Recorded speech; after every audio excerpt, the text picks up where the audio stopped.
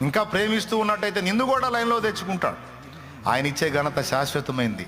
ఆనాడు పేతురు, పౌలు, యోహాను, అబ్రహాం, ఇసాకు, యాకోబు, దావీదు, దానియేలు మొదలైన వాళ్ళందరూ దేవుణ్ణి పిచ్చిగా ప్రేమించారు. సంవత్సరాలుగా, వందల వేల సంవత్సరాలుగా వాళ్ళ పేర్లు వస్తానే ఉన్నాయి. అది దేవుడిచ్చే ఘనత. సరే, బాగుంది.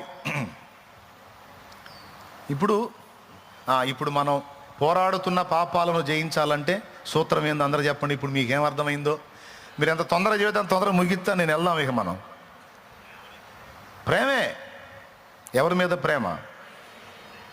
రైట్. మనకు దేవుడి కోసం చేసేవి, పడేవన్నీ కష్టంగా అనిపించకుండా అవి ధన్యతగా అనిపించాలంటే ఏం కావాలి? ఆ ప్రేమ తగ్గితే ఇవన్నీ ఇబ్బందులు అనిపిస్తాయి. అదే ప్రేమ మళ్ళీ భర్తయిందనుకో,